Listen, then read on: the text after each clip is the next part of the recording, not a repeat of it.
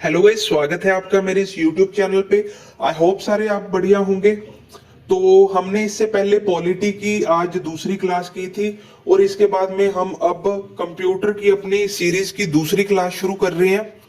तो हर क्वेश्चन पे मैंने लिखा भी हुआ है कि ये प्रीवियस ईयर कब पूछा गया था, ताकि आपको भी पता चल सके। बिकॉज ये क्वेश्चन होते हैं, ये बार बार रिपीट होते रहते हैं प्रीवियस ईयर एग्जाम से।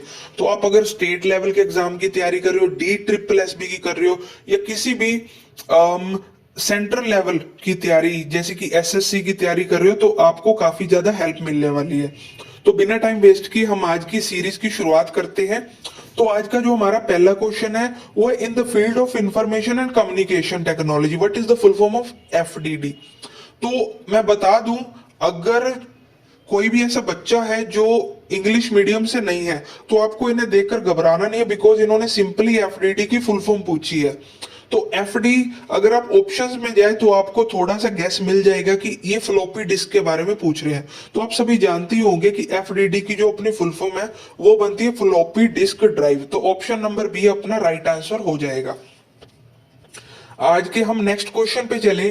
तो नेक्स्ट क्वेश्चन है हमारा, dash is a Google's new app aimed at helping children in primary school learn to read and Hindi and English. तो जी गूगल ने इंडिया में एक ऐप लॉन्च किया था जो कि प्राइमरी स्कूल के बच्चों को हिंदी और इंग्लिश बोलना सिखाता है। उसका नाम बताएं।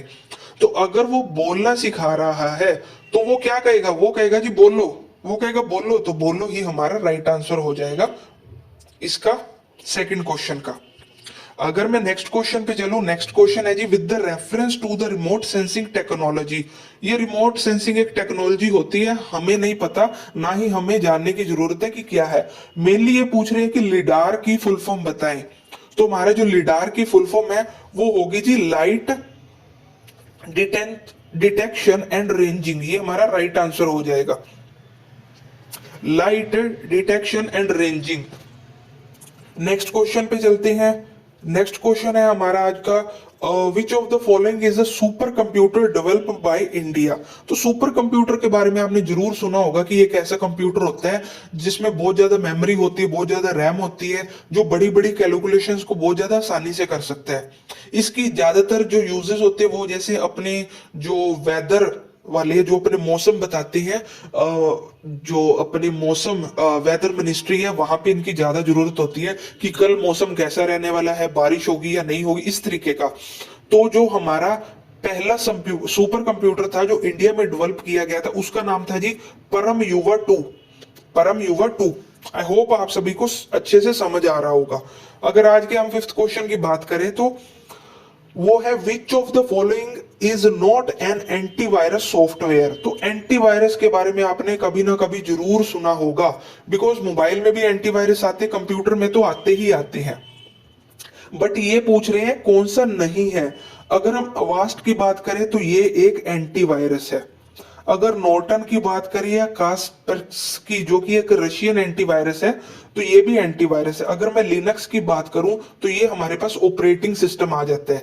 जिस तरीके से हम कंप्यूटर में विंडो ऑपरेटिंग सिस्टम यूज करते हैं, उसी तरीके से लिनक्स भी एक ऑपरेटिंग सिस्टम होता है। अब विंडो का तो आपको पता है, विंडो माइक्रोसॉफ्ट के द्वारा बनाई गई, बिल गेट्स के द्वारा। जो लिनक्स है वो लीनस, एक बंदे का नाम था लीनस, उसी के नाम से पड़ा था लिनक्स।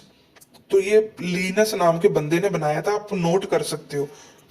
अगर नेक्स्ट चले आज के क्वेश्चन पे, तो in computing dash is a network security system that monitors and control incoming and outgoing network traffic based on predetermined security rules।